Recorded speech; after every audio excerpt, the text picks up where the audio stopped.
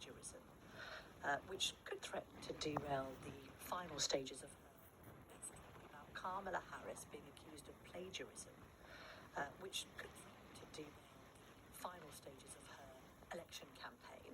So in 2009, Harris wrote a memoir which was called Smart on Crime, a career prosecutor's plan to make us safer. And this was while she was district attorney of San Francisco. She was trying to build her political profile. Like many of these books, she used a ghostwriter, a person called Joan O. Hamilton, and that was the book, and everybody accepted it. But now, 15 years after that book was published, we've got an Austrian academic named Stefan Weber, nicknamed, incidentally, the Plagiarism Hunter, claiming that Harris has plagiarized big portions of that book. He's produced a whole report. He says there's 27 examples of plagiarism, from minor transgressions to serious infractions. His report includes big passages he claims have been lifted from Wikipedia or news articles without attribution. One example is she appears to have borrowed from Martin Luther King in an anecdote from her childhood during the civil rights movement. So Harris wrote, "My mother used to laugh when she told the story about a time I was fussing as a toddler. She leaned down to ask me, 'Kamala, what's wrong? What do you want?' And I wailed back, 'Freedom,' which she spells with a W because she's trying to channel her inner toddler." This appeared eerily similar to an anecdote once told by King, who said, and I quote, "I will never forget a moment in Birmingham when a white policeman accosted a little black girl, 7 or 8 years old, who was walking in a demonstration with her mother. 'What do you want?' the policeman asked her gruffly, and the little girl looked at him straight in the eye and answered, 'Feed 'em,' again in a rather childish voice." Is that plagiarism, Kamal?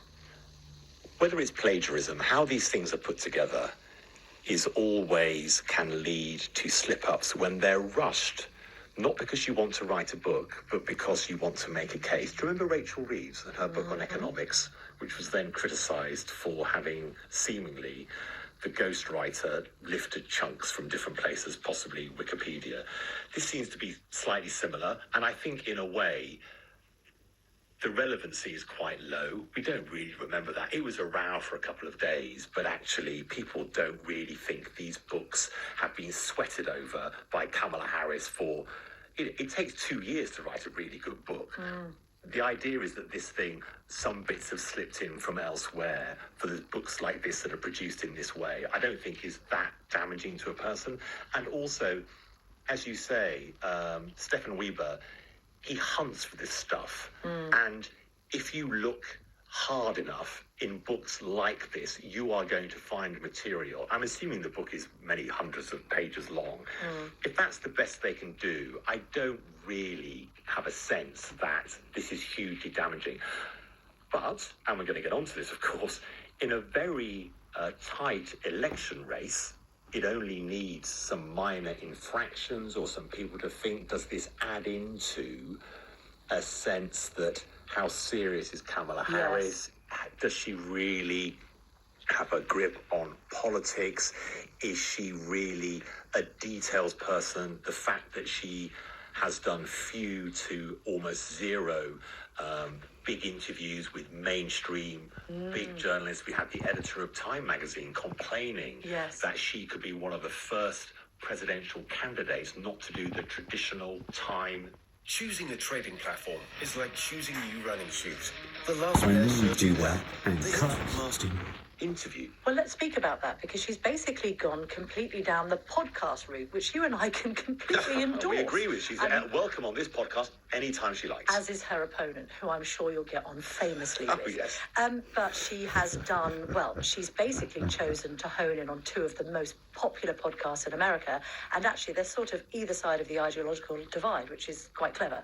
So she's gone on Call Her Daddy, which is quite progressive and young and appealing to liberals, and she's planning apparently to go on Joe Rogan, which is a bit more blokey and I would say a bit more Republican leaning and a bit more sort of red meatish. Yeah. So that's quite clever, isn't it? It does open her to accusations of not facing enough scrutiny, because with the greatest respect to those podcasters, they're not what you would consider mainstream media journalists. Yeah, Is that because fair? you need to do a lot of research. I'm not suggesting for a moment that she shouldn't be doing different ways of communicating with people. I think that's interesting. We have literally launched a daily podcast because it's a way of audiences getting information in different ways.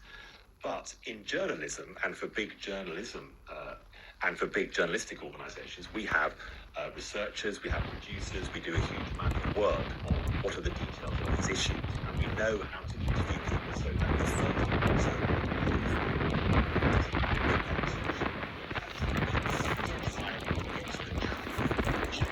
rather than allow someone to soundbite us into submission. And given that Kamala Harris has been criticised in the past for not being clear, maybe not knowing the detail, the rigour of a journalistic interview is an important part of what you should be doing. And just like we were discussing Robert Jenrick at the top of the pod, he has at least gone out there and done the interviews. Yes, it has meant there's been maybe some more missteps, but the very fact that he has put himself in positions of scrutiny with serious journalists, I think is always to be applauded. It's not an either or, I think it's an and. And I'm not sure that the plagiarism row, it feels slightly weaponized against her. Will it really have an effect on people? I'm not sure. She clearly wants to tap into what's known as the manosphere, though, if she's doing Joe Rogan. Yeah, that's a real bros thing. Yes, call her daddy is quite sort of female-leaning and has a female listenership. I mean, I think we can probably agree that when it comes to young female progressives who are anti-abortion, Harris is probably already sorted on that count. Is she able to convince some of the people that listen to Rogan? Is she able to convince some of the blokes and that more blokey audience that listens to Joe Rogan and might be more Trump-leaning to come across to her side? I mean, this plays in nicely to our next piece of audio, because clearly the people advising these two presidential nominees are trying to tap into these little pockets of support. They've got to get support wherever they can, Kamal. And this means actually swerving completely away from their traditional fan base. We've got those people nailed. We know who is supporting us. How do we convince those people who are still undecided? And just to add to that, we've got two things to do. How do we get to undecideds and move them across? And it could just be a few tens of thousands of people. And how do we motivate our base to go out and vote? So you've got to achieve two things in your campaign, because it would be all very well getting those few floating voters to come across to you. But if your base doesn't come out, you could lose anyway. And given that in the last election, it was the highest turnout that had ever been seen in a presidential election, I doubt we'll get to those numbers this time, because that was a real battle between, Democrats and Trump, who was, of course, the president at that time. But nevertheless, this is likely to be a very high turnout and also a very close fight. So you've got to motivate your base, get them out to vote, and you've got to try and find, wherever you can find them, rummaging around the bottom of the back of the sofa, any votes where you can get them. And let's just have a look at the polling as it stands now. The polling company in the US, 538, puts Harris 2.4% ahead of Trump on average. We've also had a poll by NBC News, which had Trump and Harris tied on 48% each. And that's after Trump recovered from a poll slump brought about by his debate performance. He wanted that to be better. It wasn't. And then, of course, as we've discussed on the podcast before, Kamal, the result is going to be decided by just a few tens of thousands of voters. So in 2020, about 43,000 votes among Wisconsin, Georgia and Arizona. So that's 0.03% of all votes. Tiny, tiny, tiny amount handed Joe Biden his win.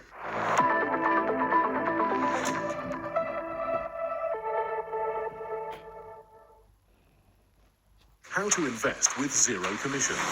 Start by finding your favorite company. Then tap buy and select how much to invest. Send your order and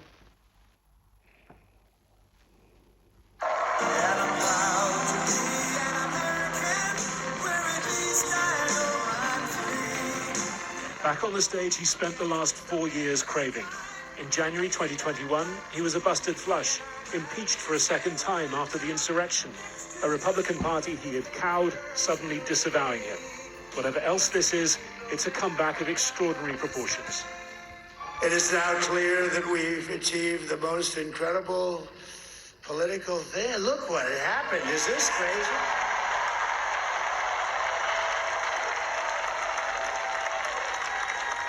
But it's a political victory that our country has never seen before, nothing like this. I want to thank the American people for the extraordinary honor of being elected your 47th president and your 45th.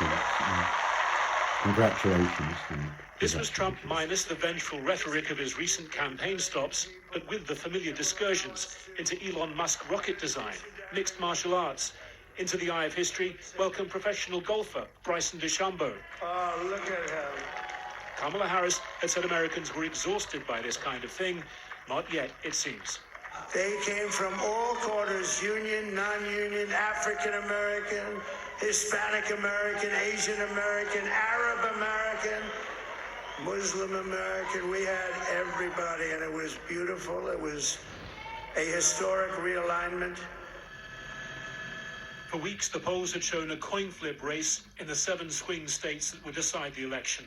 On the day, Trump outperformed those polls comfortably.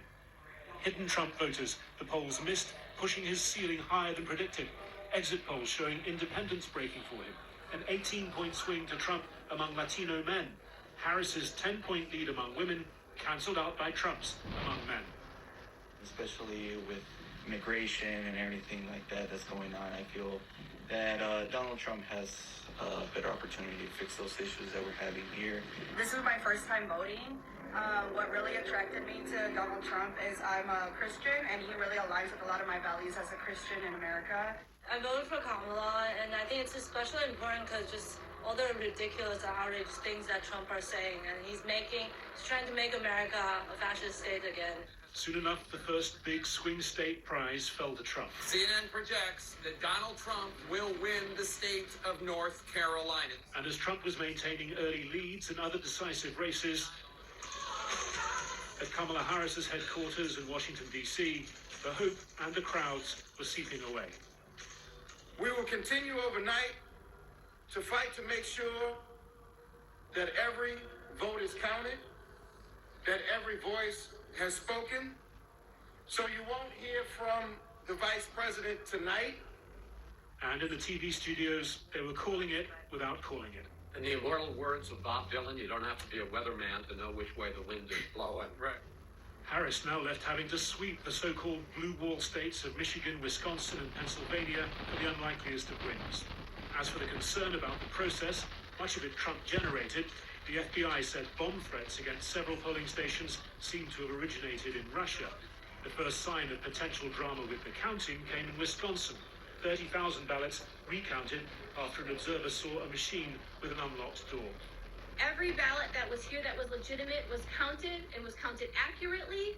It was tracked. There is a paper trail. There is a chain of custody. USA! USA! But if Trump's preemptive talk of cheating had been an insurance policy, it was one he didn't need. The Fox News decision desk can now officially project that Donald Trump will become the 47th president of the United States. Congratulations, Campaign centered Mr. on the President. economy and immigration that targeted low-propensity voters, many of them young men, had paid off. For the Democrats, the post-mortem underway. Congratulations, still Tom. being counted. Congratulations. Look, Now you're back. if we finally beat Medicare, Was it the hubris of a president in decline who left it too late to make way? Was it a candidate who struggled over 3 short months to define herself as separate from him, whose message on abortion didn't get the traction that the Democrats had hoped? Did prejudice on race and sex play against her? We have to live with the results and move forward and make sure that our Congratulations, Mr. President. God You won bless fair and God square. bless America. Thank you. Congratulations, The Tom. Senate, You won the fair and Republican, square. and the House of Representatives predicted to stay that way. Donald Trump re-enters And God the bless White the House President. massively empowered. And God bless the In his President victory speech, of the United pledging States. to keep his promises. Among those are ending the war in Ukraine, He'll keep his imposing promises. swinging I'll hold tariffs him to on it. imports to the US, rounding up and deporting millions of undocumented immigrants. America may love a comeback story, but is the world ready for this one? Congratulations, Up the Mr. road from President. here at Howard University, Kamala Harris's alma mater, the crestfallen crowd gradually melted away. The music and the mood died, and the Vice President never showed up. The vibe was very different in Florida. Trump's supporters were ever more jubilant as the results stacked up. Well, our reporter Kieran Woodley... To be magnanimous in defeat And he is joins very us now, important. sleepless from West Palm And Beach. congratulations, Mr. President. You won fair and square tonight. What can you say? And we must be Has done it magnanimous again. And I think in even some defeat. of his biggest supporters here in West Palm Beach, the Congratulations on that one. party, couldn't really believe how quickly it all unfolded. And I think now we have to really say that you cannot underestimate Donald Trump, America and the celebrity has that followed him. spoken. What that means is that we've seen this New York businessman. It means that What it means is America has spoken. always cut through when it comes to Congratulations, economic issues. He's Mr. always seen as a safe pair of And hands, especially may God bless the inflation. President. That has been key. But Amen. also that image means